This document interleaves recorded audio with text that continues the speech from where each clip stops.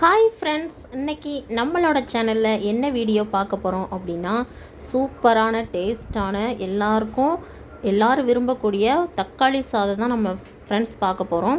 நான் குக்கரில் இந்த மாதிரி தான், இந்த மெத்தடில் தான் நான் தக்காளி சாப்பாடு செய்வேன். இது எப்படி செய்யலாங்கிறத வாங்க நம்ம வீடியோக்குள்ளே போய் பார்க்கலாம். இது நான் சாதாரண அரிசியில் தான் ஃப்ரெண்ட்ஸ் செஞ்சு காட்டியிருக்கேன். வாங்க வீடியோக்குள்ளே போய் பார்ப்போம். பாருங்கள் ஃப்ரெண்ட்ஸ், நான் இன்றைக்கி நார்மல் அரிசியில் நம்ம சாப்பாடு பொங்கும்ல அந்த அரிசியில் தான் இன்றைக்கி தக்காளி சாதம் செய்ய போகிறேன். நீங்கள் பிரியாணி அரிசியில் செய்யணுனாலும் செய்யலாம். ஆனால் நான் இதில் தான் இன்றைக்கி செஞ்சு காட்ட போகிறேன். இது குக்கரில் செய்ய போகிறோம். இதை இந்த அரிசியை 2லேருந்து 3 டைம் நல்லா கழுவிட்டு இப்போ அரை மணி நேரம் ஊற வச்சு எடுத்துகிட்டு வந்துக்கலாம். பாருங்கள் ஃப்ரெண்ட்ஸ், நான் 2லேருந்து 3 தடவை இந்த அரிசியை நல்லா கழுவி வச்சுருக்கேன். இப்போ அரை மணி நேரம் ஊற வச்சிடலாம். இந்த அரிசி நான் 1.5 டம்ளர் எடுத்திருக்கேன். நீங்கள் 1 டம்ளர் அளவு எடுத்திங்கன்னா அதுக்கேற்றப்பில் நீங்கள் தண்ணி சேர்த்துக்கலாம். நான் இன்றைக்கி 1.5 டம்ளர் அரிசி எடுத்திருக்கேன். அதை இப்போ கழுவி வச்சாச்சு. இப்போ அரை மணி நேரம் ஊறினதுக்கப்புறமா நம்ம பார்ப்போம். அதுக்குள்ளே வெங்காயம், தக்காளி, அதுக்கு தேவையான பொருட்களை நம்ம கட் பண்ணி எடுத்துகிட்டு வந்துக்கலாம். ஓகே ஃப்ரெண்ட்ஸ், இப்போ தக்காளி சாதம் செய்கிறதுக்கு தக்காளி அதிகமாக சேர்க்கணும். இப்போ நான் நல்ல பழுத்த தக்காளியாக சேர்த்துக்கோங்க, அப்போ தான் டேஸ்ட்டு நல்லாயிருக்கும். நல்ல பழுத்த தக்காளியாக 3 தக்காளி எடுத்து வச்சுருக்கேன். அப்புறமா ஒரு பெரிய வெங்காயம், பச்சை மிளகா. அதனால் நீங்கள் நல்ல பழுத்த பழமாக நீங்கள் சேர்த்துக்கோங்க. வாங்க நம்ம இது எல்லாத்தையும் கட் பண்ணி எடுத்து வந்துக்கலாம். ஓகே ஃப்ரெண்ட்ஸ், நம்ம தக்காளி சாப்பாடு செய்கிறதுக்கு குக்கரை அடுப்பில் வச்சாச்சு. இப்போ அடுப்பை ஆன் பண்ணி விட்டுக்கலாம். அடுப்பை ஆன் பண்ணிவிட்டு குக்கர் நல்லா சூடாவையும் நம்ம எண்ணெய் சேர்த்துக்கலாம். பாருங்கள் ஃப்ரெண்ட்ஸ், குக்கர் நல்லா சூடாயிடுச்சு. இப்போ நம்ம எண்ணெய் சேர்த்துக்கலாம். தேவையான அளவு எண்ணெய் சேர்த்துக்கோங்க.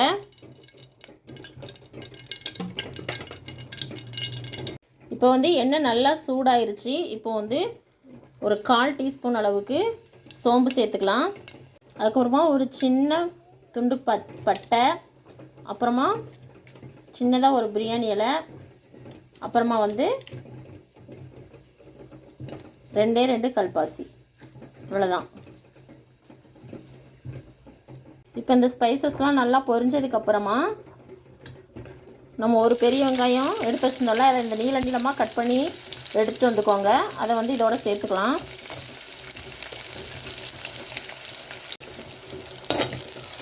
சேர்த்துட்டு நல்லா இப்படி கிளறி விடுங்க. இந்த வெங்காயம் நல்லா கண்ணாடி பதம் வர்ற அளவுக்கு நல்லா வதங்கட்டும்.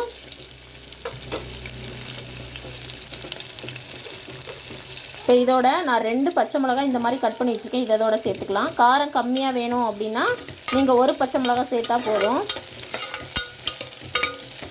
போட்டு இந்த மாதிரி கிளறி விடுங்க. இப்போ வெங்காயம் இந்த அளவுக்கு வதங்கிருச்சு. இந்த டைமில் நம்ம 1 ஸ்பூன் இஞ்சி பூண்டு பேஸ்ட்டு சேர்த்துக்கலாம். சேர்த்து இந்த பச்சை வாசனை போக தண்ணி, இஞ்சி பூண்டு பச்சை வாசனை போக தண்ணி நல்லா கிளறி விடுங்க.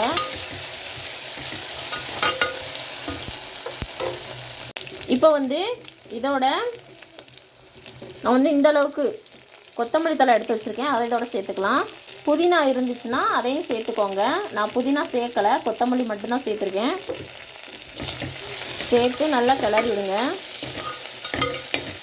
இந்த மல்லித்தழை எல்லாம் நல்லா வதங்கினதுக்கப்புறமா அதுக்கப்புறமா நம்ம தக்காளி சேர்ப்போம். இப்போ நம்ம எடுத்து வச்சுருந்தோம்ல 3 தக்காளி, பழுத்த தக்காளி எடுத்து வைக்க சொன்னோம்ல, அந்த தக்காளியை நான் இந்த மாதிரி நீளமாக கட் பண்ணி வச்சுருக்கேன். இதை இந்த வெங்காயம் எல்லாம் போட்டு வதக்கியிருக்கோம்ல, இதோட சேர்த்துக்கலாம். குக்கரில் சேர்த்து நல்லா வதக்கி விடுங்க.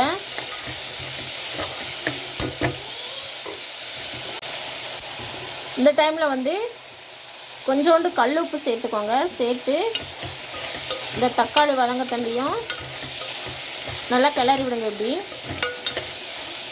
இப்போ மசாலா பொருட்கள் நம்ம சேர்த்துலாம். 1/4 டீஸ்பூன் மஞ்சள் தூள், 1/2 டீஸ்பூன்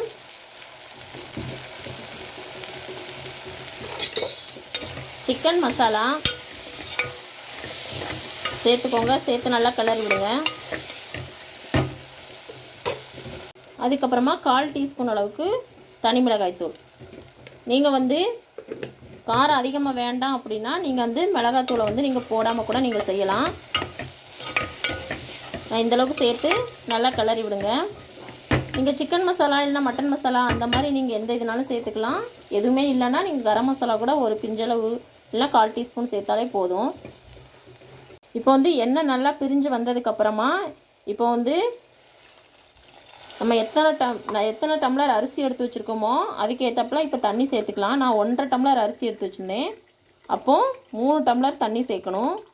பிரியாணி அரிசினா நீங்கள் கரெக்டாக அந்த 3 டம்ளர் சேர்த்தாலே போதும். நான் வந்து வீட்டில் நம்ம சாப்பாடு செய்கிற அரிசி எடுத்து வச்சுருக்கோம்ல, அதனால் கூட ஒரு 1/4 டம்ளர் நான் சேர்த்துக்க போகிறேன்.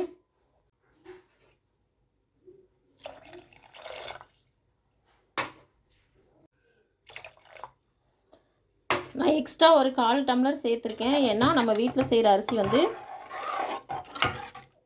கொஞ்சம் வேகிறதுக்கு கொஞ்சம் அதை விட பிரியாணி அரிசியை விட ஒரு 2 நிமிஷம் லேட் ஆகும். அதனால் நான் எக்ஸ்ட்ரா தண்ணி சேர்த்துருக்கேன். அதுக்கப்புறம் வந்து நம்ம ஏற்கனவே உப்பு சேர்த்தோம் இல்லையா, உப்பு காரம் வந்து கரெக்டாக இருக்கா அப்படின்னு பார்த்துக்கலாம். உப்பு கம்மியாக இருந்துச்சுன்னா உப்பு கொஞ்சம் சேர்த்துக்கலாம். நான் உப்பு வந்து இன்னும் கொஞ்சோண்டு நான் சேர்த்துக்குவேன். காரம் வந்து கரெக்டாக இருக்குது போதும். இப்போ இந்த தண்ணி கொதிக்கட்டும். கொதிச்சதுக்கப்புறமா நம்ம அரிசி சேர்த்துக்கலாம். பாருங்கள் ஃப்ரெண்ட்ஸ், நம்மளுக்கு தண்ணி நல்லா கொதிச்சிருச்சு. இப்போ வந்து அரிசியை சேர்த்துக்கலாம்.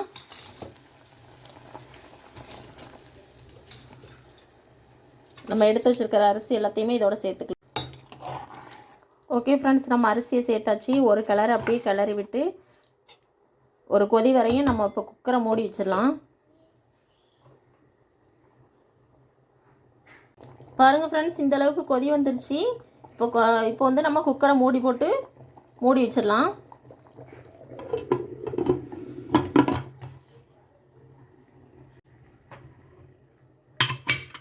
விசில் போட்டாச்சு. இப்போ வந்து 3லேருந்து 4 விசில் வர்ற வரைக்கும் நம்ம வந்து வெயிட் பண்ணி நம்ம எடுத்து பார்ப்போம். உங்கள் குக்கருக்கு நீங்கள் எத்தனை விசில் வந்தால் கரெக்டாக இருக்குமோ அத்தனை விசில் விட்டுக்கோங்க. ஓகே ஃப்ரெண்ட்ஸ், நம்மளுக்கு 4லேருந்து 5 விசில் நம்ம விட்டு எடுத்தாச்சு. இப்போ வந்து விசில் நல்லா போயிருக்கு. இப்போ இதை வந்து கழட்டிக்கலாம். இப்போ வந்து மூடியை ஓப்பன் பண்ணி பார்க்கலாம்.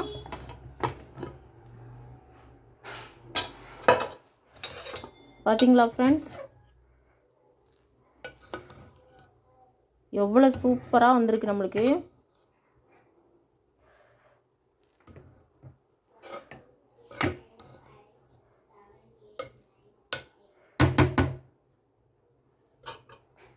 அவ்வளோதான் ஃப்ரெண்ட்ஸ், நம்மளுக்கு தக்காளி சாப்பாடு சூப்பராக ரெடி ஆயிடுச்சு. இப்படி சாப்பிட்டா வந்து நல்லா சாப்பிடுவாங்க ஃப்ரெண்ட்ஸ். எப்போவும் சாப்பிட்றத விட அதிகமாகவே சாப்பிடுவாங்க. நீங்கள் இந்த மாதிரி வீட்டில் ட்ரை பண்ணி பாருங்கள் எப்படி இருக்குன்னு. ஓகே ஃப்ரெண்ட்ஸ், நம்மளுக்கு சூப்பராக தக்காளி சாப்பாடு வந்து ரெடி ஆயிடுச்சு. இந்த தக்காளி சாதம் வந்து குக்கரில் வந்து இப்படி தான் ஃப்ரெண்ட்ஸ் நான் செய்வேன். இது வந்து வீட்டில் எப்படி இருக்குன்னு ட்ரை பண்ணி பார்த்துட்டு எனக்கு வந்து கமெண்ட்டில் சொல்லுங்கள். நம்மளோட சேனலில் மறக்காமல் சப்ஸ்கிரைப் பண்ணிக்கோங்க. இந்த வீடியோ உங்களுக்கு பிடிச்சிருந்தால் லைக் பண்ணுங்கள், ஷேர் பண்ணுங்கள், கமெண்ட் பண்ணுங்கள். இது வந்து வீட்டில் வந்து எல்லாருமே சாப்பிட்றது எப்போவும் சாப்பிட்றத விட எக்ஸ்ட்ரா சாப்பிடுவாங்க ஃப்ரெண்ட்ஸ். அந்தளவுக்கு டேஸ்ட்டு சூப்பராக இருக்கும். நீங்கள் வந்து எனக்கு ட்ரை பண்ணி பார்த்துட்டு கமெண்டில் சொல்லுங்கள். ஓகே ஃப்ரெண்ட்ஸ், இன்னொரு வீடியோவில் இன்னொரு ரெசிபியோட பார்க்கலாம். பாய்.